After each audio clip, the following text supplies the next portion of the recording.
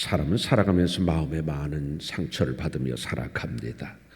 여러분들도 그렇지 않나요? 때로는 부모로부터 상처를 받기도 합니다. 부모가 자신의 상처를 극복하지 못하면 그 상처가 자녀에게도 대물림됩니다. 화난 부모가 자녀들에게 무심코 내뱉는 말 한마디에 아이들은 상처를 받고 인생 전체가 틀어지는 경우도 많습니다. 때로는 믿었던 친구의 배신에 상처를 입기도 합니다. 그리고 또 어떤 경우에는요, 이 사람만은 내 부탁을 들어줄 거라고 믿고 어려운 부탁을 했는데 차갑게 거절을 당했을 때도 우리는 상처를 받기도 합니다. 취업을 못하고 쉬고 있는 청년들이 우리나라 고용노동부 통계 사상 최초로 50만 명을 넘었다고 합니다. 최선을 다해서 준비했는데 취업을 하지 못하거나 어떤 일에 실패했을 때도 우리는 상처를 받기도 합니다. 그리고 누구로부터 정당한 대우를 받지 못하고 무시당한다고 하는 마음이 들 때도 우리는 상처를 받게 되어집니다. 화가인 반 고흐가 창가에 앉아서 지나가는 사람들을 보고 있었습니다. 그런데 한 사람이 물건을 포장하는 천으로 만든 옷을 입고 지나가는 게 보였습니다. 그런데 그 사람의 가슴에는 포장용 천으로 사용했던 흔적이 뚜렷이 남아 있었는데 그건 그 천에 새겨진 글자 브레이케이블, 즉 잘 깨짐이라는 글자 때문이었습니다. 그 글자를 보면서 고흐는 무릎을 치면서 그래 맞아, 사람은 잘 깨어지는 존재지라고 생각했습니다.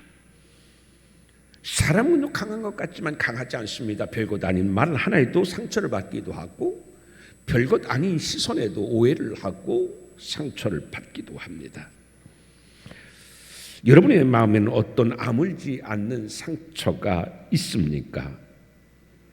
그런데 사람들은 보통요, 그 마음의 상처를 떠올리지 않으려고 애씁니다. 그런데 그 상처는요, 떠올리지 않으려고 잊어버리려고 하면 할수록 그 상처는 더 깊이 우리의 마음속에 새겨지게 되어집니다. 생각하지 않으려고 할수록, 잊으려고 할수록 더 지워지지 않고 더욱 선명하게 자꾸 생각나서 그를 괴롭힙니다. 이를 사고 억제의 역설적 효과, 이렇게 부르게 됩니다. 상처에서 벗어나려고 할수록, 잊으려고 할수록 오히려 상처는 잊혀지는 것이 아니라, 흐려지는 것이 아니라 더 선명하고 더 깊고 커지게 되어진다는 얘기입니다. 예전에 이용렬 씨가 코 속으로 500원짜리 동전을 넣는 개인기를 선보였습니다. 생각나실 것입니다. 그런데 그것을 방송할 때에 밑에 자막으로 절대 따라하지 마십시오라고 하는 자막을 내보냈죠. 그런데 그 자막 때문에 사람들은요, 코에 500원짜리 동전을 넣는 게 더 유행이 되어졌습니다. 하지 말라고 하면 더 하고 싶습니다. 마찬가지로요, 상처라는 것도 잊으면 잊으려고 할수록 더 생각이 나고 더 그에게 깊은 고통과 괴로움으로 마음속에 파고든다고 하는 이야기인 것입니다. 그렇다면 우리는 어떻게 마음의 상처를 치유해야 할까요? 슈탈리라고 하는 심리 상담자는 우리 마음에는 내면 아이가 있는데 그 내면 아이는 둘이 있다고 얘기합니다. 그림자 아이와 태양 아이, 두 아이가 우리의 마음속에 있다고 합니다. 그러면서 이 슈탈이라고 하는 학자는 마음의 상처에서 벗어나려고 하면은 우리 마음속에 어릴 때부터 받았던 그 상처에 그림자 아이가 아닌 밝고 행복했었던 기억 속에 그 태양 아이의 손을 잡아야 한다고 말합니다. 여러분, 어둠은요, 아무리 보듬어도 빛이 되지 않습니다. 지나간 상처에 매달린다고 해서 그 상처가, 그 아픔이, 그 고통이 기쁨으로 바뀌지 않습니다. 오히려 밝음이 찾아드는 순간 어둠과 그림자는 저절로 사라지는 것처럼 내 마음속에 그림자 아이가 아닌 태양 아이의 손을 잡을 때 비로소 상처는 치유된다고 슈탈이라고 하는 학자는 이야기합니다. 그런데 중요한 것은요, 마음의 상처를 입게 되면 마음의 상처는 마음의 상처로 끝나는 것이 아니라 우리의 삶에도 치명적인 상처를 내고 삶도 아프게 한다고는 이야기합니다. 그렇잖아요. 오늘날 사람들이 아픈 삶을 사는 가장 큰 이유가 뭐냐면요, 마음의 상처 때문에 그렇습니다. 다른 것은 회복할 수가 있어요. 그러나 마음의 상처가 회복되지 않으면 아무리 많은 것을 가져도, 아무리 좋은 것을 먹어도 행복하지 않습니다. 그래서 중요한 것은요, 마음이에요. 그래서 하나님은 우리에게 뭐라고 말씀합니까? 뭐를 지키라고요? 내 마음을 지켜라. 그게 우리의 생명이래요. 생명이 우리의 마음에서 난대요. 그래서 우리의 마음을 지켜야 된대요. 그런데 우리는 상처를 마음에 많이 받고 있습니다. 왜 우리는 마음이 상하고 상처에 약할까요? 무엇이 그렇게 우리의 마음에 상처를 많이 줄까요? 성경에 보게 되면요, 우리가 상처받는 원인에 대해서 참 많은 말씀을 하고 있습니다. 제가요, 성경을 읽어보면서 이 이유를 찾아보는데 너무 깜짝 놀란 것이요, 성경은 우리에게 상처받는 이유에서 너무 많이 이야기를 해요. 그거를 다 이야기를 할 수는 없습니다. 대표적인 것이 있어요. 뭐냐면 잠언 3장 12절 말씀에 보게 되면 소망이 더디 이루어지면 그것이 마음을 상하게 하거니와 라는 말씀이 있습니다. 소망이 더디 이루어지면 그것이 우리의 마음을 상하게 한대요. 여러분, 희망은 좋은 거예요. 소망은 좋은 거예요. 아름다운 거예요. 꿈이잖아요. 그것 때문에 오늘의 어려움을 이기며 살아가는 사람들이 많습니다. 그런데 그 소망이, 희망이 그렇게 간절히 바라고 원하는 것이 이루어지지 않냐고 계속해서 지연이 되게 되면, 이루어지지 않게 되어지면 결국 희망의 마음은 바뀌어진대요. 어떻게 바뀌어지냐면 허탈한 마음으로 바뀌어지게 되고, 무력의 마음으로 바뀌어지고, 분노의 감정으로 바뀌어지고, 그 분노와 허탈과 무력은 결국 상처가 되어지고 우리의 삶을 병들게 한다고 하는 의미인 것입니다. 여러분, 희망 고문이라는 말이 있지 않습니까? 이 말은 19세기 프랑스의 빌리에드 릴라당이라고 하는 사람이 쓴 희망 고문이라고 하는 소설에서 처음 사용되어진 말입니다. 무슨 말입니까? 희망이 이루어지지 않을 때에 희망은 오히려 견디기 힘든 고문이 된다고 하는 이야기입니다. 88만 원 세대라고 하는 책을 쓴 우석훈 씨도요, 오늘 2030 사람들에게 그런 말을 합니다. 왜 오늘 2030의 사람들이 그렇게 상처를 받으면서 좌절하면서 살아가는가?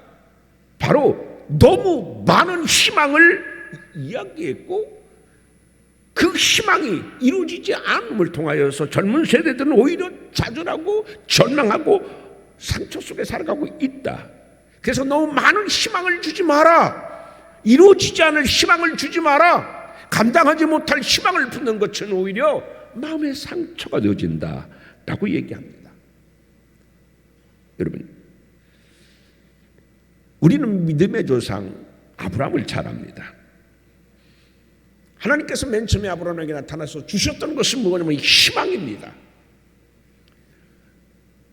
하나님께서는 내가 너를 큰 민족을 이루게 하겠다. 그러면서 갈대우르 지방을 떠나라 말씀하죠. 아브라함은요, 정말 큰 희망을 품고 그의 정든 고향을 떠납니다. 태어나서 이제껏 살아왔었던 고향을 떠날 수 있었던 것은 희망 때문이었습니다. 그래서 그는 부푼 꿈을 안고 희망을 안고 자기의 정든 고향을 떠납니다. 그런데 아브라함이 품고 떠났던 그 희망의 길은 그가 감당하기에는 너무나 멀고 긴 험한 희망의 길이었습니다. 로마서 4장 18절 말씀에 보게 되면요, 바울은 이때 아브라함의 희망을 뭐라고 이야기하냐면 아브라함이 바랄 수 없는 중에 바라고 믿었으니라고 말씀합니다. 이 얘기는 뭐냐면요, 희망이 없어도 희망하신 사람이라는 뜻입니다. 아브라함이 그런 사람입니다. 그 누구도 희망을 보지 못했을 때에, 그 누구도 희망을 가질 수 없는 그 상황이었을 때에도 희망을 가진 사람이 누구냐? 아브라함이다. 그런 얘기입니다. 여러분, 그런 사람이 있습니다. 정말 모든 사람들은 다 좌절하고 절망하고 안 된다고 생각했을 때 어떤 사람은요, 특별하게 희망을 갖는 사람이 있습니다. 절대 나는 이대로 무너지지 않아, 나는 일어설 수 있어, 희망을 품는 사람이 있습니다. 다른 사람들이 혀를 내두를 정도로, 너무 어리석다고 할 정도로 희망이 없는 상태 속에도 희망을 품는 사람이 있어요. 그게 아브라함이었다라는 이야기입니다. 그런 희망을 품고 아브라함은 하나님께서 말씀하신 곳으로 향했습니다. 그런데 그 희망은 너무 멀고도 긴, 이루어지지 않는 희망이었습니다. 창세기 12장에서 이 희망을 품었었던 아브라함은 창세기 15장 2절에 오게 되면 그는 하나님 옆에 이렇게 얘기합니까? 주 여호와여, 무엇을 내게 주시려 하시나이까? 나는 자식이 없사오니 나의 상속자는 이 다메섹 사람 엘리에셀입니다. 그렇게 얘기합니다. 하나님, 내게 무엇을 주시렵니까? 하나님 분명히 나에게 큰 민족을 이룬다고 말씀해 주시지 않았습니까? 근데 이제까지 내가 그렇게 희망의 길을 걸어왔지만 그 오랜 동안 8년, 9년, 10년 되었지만 8년, 9년, 10년의 세월 속에서 결국 남은 것은 아무것도 없지 않습니까? 큰 민족은커녕 아이 하나 낳지 못했지 않습니까? 나에게 무엇을 주시려고 하십니까? 이제 내가 포기합니다. 나의 상속자는 이 다메섹 사람 종이었었던 엘리에셀 양자로 삼겠다는 얘기예요. 희망이 이루어지지 않았었을 때에 하나님 앞에 상처받은 말을 내쏟는 것이 바로 창세기 15장 2절의 아브라함이었습니다. 이처럼 우리는요, 희망이 이루어지지 않을 때에 우리는 상처받게 되어집니다. 또 우리는요, 다른 사람의 말로 우리는 상처를 너무 많이 쉽게 받습니다. 요즘 우리 사회에 가장 많이 떠오르는 화두 가운데 하나가 바로 뭐냐면 언어폭력입니다. 2021년 1,500명의 근로자를 대상으로 해서 직장 내 괴롭힘이 있는가 설문조사를 한 적이 있습니다. 그때 62%의 직장인들이 직장 내에 나는 괴롭힘을 당하고 있다고 대답했습니다. 근데 그 직장 내 괴롭힘 가운데서 가장 많은 괴롭힘을 당한 것이 뭐냐면 언어폭력입니다. 어떤 사람의 말은요, 너무 칼같이 예리하게 사정없이 그 사람의 마음을 도려냅니다. 심장을 찌르는 말을 아무렇지도 않게 합니다. 내 말이 이 사람에게 얼마나 상처가 되는지 전혀 생각하지 아니하고서 마구마구 쏟아내는 사람이 있습니다. 자기는 다른 사람을 조롱하는 줄도 모르면서 아무렇게나 웃고 아무렇게나 말을 쏟아내면서 상처 주는 사람이 있습니다. 그래서요, 잠언 12장 18절 말씀에도 보면은요, 칼로 찌른같이 함부로 말하는 자가 있나니 라고 말씀하고 있습니다. 그때나 지금이나 칼로 찌른같이 함부로 말하는 사람들이 참 많다고 하는 얘기입니다. 이처럼 사람은요, 수많은 이유로 말미암아서 우리는 마음의 상처를 받고 살아가고 있습니다. 그런데 그럼 어떻게 해야지 마음의 상처를 씻고서 건강하고 아름다운 삶을 살 수 있을까요? 어떻게 하면 상처받은 마음을 우리는 치유할 수 있을까요? 성경은 상한 마음을 갖고 살아가는 사람들에게 뭐라고 말씀할까요? 그 대답이 오늘 본문 시편 34편 18절에 기록되고 있습니다. 여러분 18절 말씀을 같이 다시 한번 읽어봅니다. 시작. 여호와는 마음이 상한 자를 가까이 하시고 중심으로 통회하는 자를 구원하시는 도다. 여기에요. 마음이 상한 자, 통회한 자를 하나님은요 가까이 하시고 구원하신다 말씀하고 있습니다. 그런데 여기서 마음이 상한다, 이 마음이 상하다, 이것은 히브리어로 샤바르입니다. 이 샤바르라는 뜻은 뭐냐면요, 부수다 깨뜨려 산산조각내다, 이런 뜻을 갖고 있습니다. 마치 큰 망치로 작은 돌을 내려쳤을 때에 돌이 산산이 부서지는 것처럼 마음이 부서지고 깨진 상태, 그게 마음이 상한 자, 샤바르라고 하는 뜻인 것입니다. 근데 깜짝 놀란 것은요, 제가 이 단어를 찾아보니까 성경에만 무려 구약 성경에만 150번 이상 나옵니다. 샤바르라고 하는 단어가요. 마음이 상하다는 단어, 그게 150번이나 많이 나온다는 이야기는 무슨 의미입니까? 그만큼 사람들은 마음이 상한 사람이 많다, 마음의 상처를 입고 살아가는 사람들이 많다고 하는 의미인 것이죠. 그게 마음이 상한 자입니다. 통회한 자는 뭐냐면 두들겨 맞은 마음을 가진 자, 이란 뜻입니다. 두들겨 맞은 마음을 가진 자. 여러분, 저희 말씀을 이렇게 묵상을 했어요. 이게 무슨 말인가 묵상하는 가운데 정말 저에게 공감이 되고, 이게 두들겨 맞은 마음이구나, 이해가 됐어요. 여러분은요 몸살 감기를 알아본 적 있을 겁니다. 독감으로 몸살 감기를 앓으면 여러분 온몸이 두들겨 맞은 것처럼 아픈 적이 있었을 겁니다. 누워 있어도요 맞은 것처럼 베이고 아프고 그래요. 그런데 이 몸살 감기로 인한 아픔은요 감기약을 먹고 며칠이면은 사라집니다. 치료됩니다. 그런데 마음이 두들겨 맞은 것처럼 아픈 마음, 그 약 먹어도 되지 않아요? 몸살 감기는 한 일주일 정도 되면 낫을 수 있어요. 그런데 마음이 두들겨 맞은 것처럼 그렇게 통회하는 마음을 가진 상처는 그렇게 쉽게 낫지를 않아요. 어떻게 낫느냐? 오늘 본문 18절은 말씀합니다. 하나님이 오셔서 치유해 주신다. 사랑하는 성도 여러분, 마음이 부서져 깨어져 있는 상처, 마음이 맞은 것처럼 아플 때에 하나님이 가까이 오사 여러분들의 상처를 치유하시는 은혜가 있기를 주님의 이름으로 축원드립니다.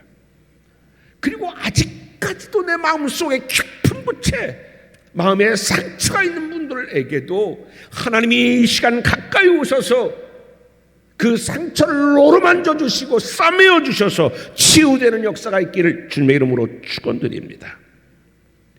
오늘 본문은 우리에게 그렇게 말씀합니다. 마음이 상한 자를 가까이 하시고 충심으로 통회하는 자를 구원하시는도다. 이 구원한다고 하는 뜻이 뭐냐면요, 정말 이 구원한다는 뜻에 저는 큰 은혜를 받았어요.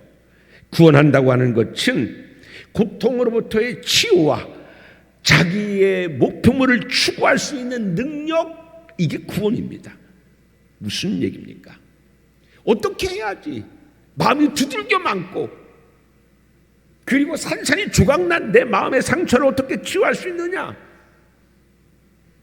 하나님이요 가까이 오셔서 우리를, 내가 상처가 많지, 네가 지금 아프구나, 그 하나님을 깨닫고 그 하나님을 믿고 그 하나님을 바라보면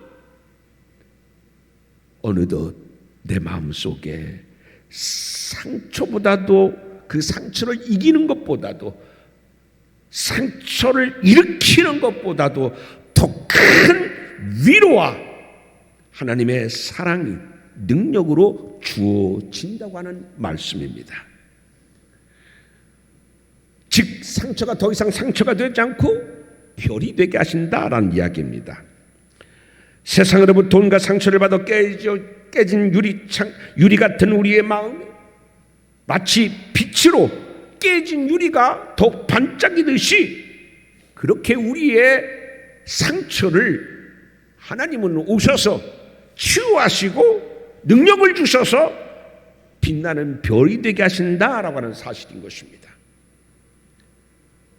다른 방법으로 우리의 마음의 상처를 치유하는 것이 아니에요. 그냥 하나님을 바라보고, 하나님, 내가 마음에 이렇게 통해하는 마음이 맞은 것처럼 아파요. 이렇게 내 마음이 깨어진 유리처럼 이렇게 아픈 상처가 있어요. 그 마음으로 하나님을 바라보면 하나님이 내 마음속에 들어오셔서, 하나님이 내 상처 속에 들어오셔서 하나님이 손으로 어루만져 주시고, 하나님이 따뜻한 눈빛으로 우리의 상처를 보시며 치유하실 때 그 마음의 상처를 딛고 오히려 그 상처는 빛나는 별이 되어진다. 그게 오늘의 말씀입니다. 가나안 농건 학교에서는요, 고구마를 재배할 때에 비료를 주지 않는다고 합니다. 반대로 오히려 풀을 뽑고 김을 맬 때마다 호미로 고구마를 찍어서 상처를 낸다고 합니다. 왜요? 그렇게 상처를 주면 그 상처는, 고구마는 그 상처가 아무는 과정에서 비료를 준 고구마보다도 더 커진다고 합니다. 20세기 들어서 세계사의 중요한 현장에는 늘 만년필이 꼭 놓여 있습니다. 왜냐하면 조약이나 협정 체결 등에서 사용하기 위해서 만년필은 항상 세계의 중요한 역사의 현장에 놓여 있게 되어지는 것입니다. 그런데 각국 순회들이 쓰는 만년필은 그 나라와 그들의 순회를 상징합니다. 근데 그 만년필 회사 중에서도 유명한 만년필 회사가 있는데 워터맨이라는 회사가 있습니다. 아마 여러분들도 워터맨 만년필을 써보신 분도 있을 겁니다. 지금도 우리나라에요, 워터맨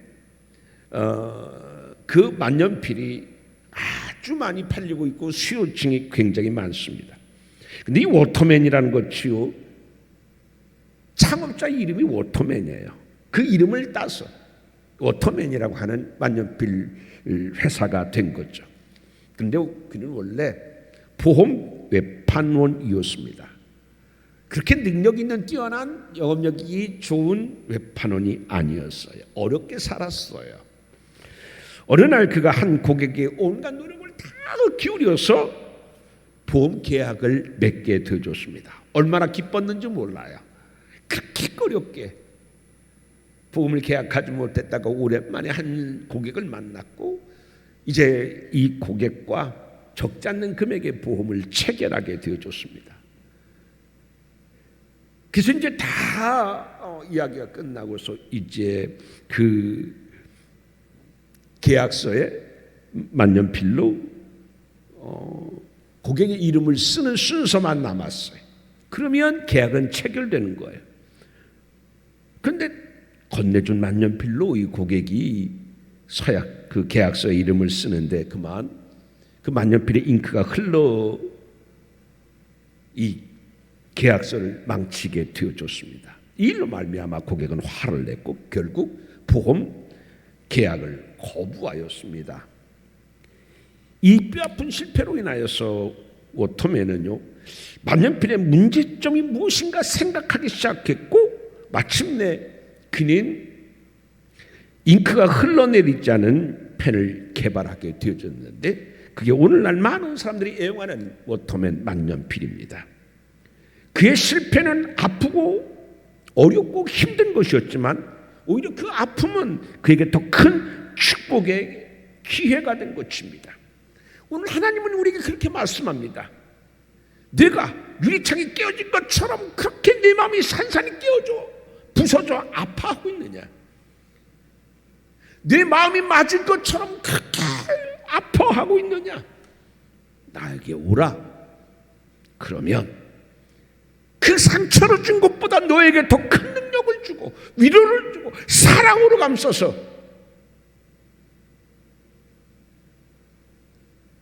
너의 삶을 빛나게 해줄 것이다. 이게 오늘의 본문의 말씀입니다. 사랑하는 성도 여러분, 살다가 실패하거나 마음의 상처를 받았으면 그것 때문에 너무 속상해하지 마시고, 그 상처 때문에 너무 괴로워하지 마시고, 누구를 바라보라고요? 하나님을 바라보시길 바랍니다. 하나님을 바라다 보면 오랫동안 내 마음 그 하나님을 바라볼 때 하나님은 내 안에 들어와 계시고, 그 하나님은 어느덧 내 마음의 상처를 치유하시고 상처를 준 것보다 더 큰 위로를 경험하게 하시고, 그리고 마침내 깨어진 그 상처가 빛나는 별이 되게 하시는 하나님의 구원을 경험하게 되어줄 줄 믿습니다. 링컨은 내가 걷는 길은 언제나 험하고 미끄러웠었다고 말합니다. 쉬운 삶의 길이 아니었다고 한 이야기입니다. 그는요 자주 미끄러져서 그의 삶의 곤두박질 치고는 했다고 합니다. 그럴 때마다 링컨은 길이 약간 미끄러울 뿐이지 낭떠러지는 아니다 라고 자신에게 말했다고 합니다. 그래, 우리가 살면서 미끄러질 수 있습니다. 상처받을 수 있습니다. 그러나 그럴 때마다 링컨은 미끄러울 뿐이지 낭떠러지는 아니야, 그렇게 이야기하며 힘을 얻은 거죠. 사랑하는 성도는 한 발자국 앞으로 나아가는 것도 숨이 찬 만큼 험한 길을 걷고 있다고 하면, 지금 험한 길, 미끄러운 길, 하나님께서는요 이렇게 마음이 상한 자, 통해한 자를 가까이 하시고 손 내밀어 우리의 손을 붙들어 주기를 원하시는 하나님이신 것입니다. 오늘도 삶의 미끄러운 길을 걷는 여러분, 상한 마음을 가지고 살아가는 성도 여러분, 오늘 하나님이 여러분과 가까이 하고 계심을 믿습니까? 그 하나님의 손을 붙드시기를 바랍니다. 상처 속에 그 하나님을 바라보고 모셔드리기를 바랍니다. 그러면 여러분의 아픈 상처는 더 이상 여러분을 괴롭히는 것이 아니라 빛나는 축복의 별이 되어질 것입니다. 기도합니다. 하나님 아버지, 우리는 살아가면서 많은 상처 속에 살아가고 있습니다. 그 상처 때문에 어떤 때는 정말 화도 나고 속도 상하고 눈물을 흘릴 때도 있습니다. 그러나 그럴 때마다 오늘의 말씀 꼭 기억하여 마음이 상한 자, 마음이 통해한 자를 가까이 하신 하나님을 기억하게 도와주시옵시고, 그 하나님을 바라보는 가운데에 내 마음의 상처, 내 마음의 아픔을 준 것보다 더 큰 하나님의 위로와 사랑을 경험하게 도와주시옵시고, 오히려 그 상처가 빛나는 별이 되게 하는 하나님의 구원의 능력을 경험하는 우리 되게 하여 주옵소서. 예수님 이름으로 기도하옵나이다.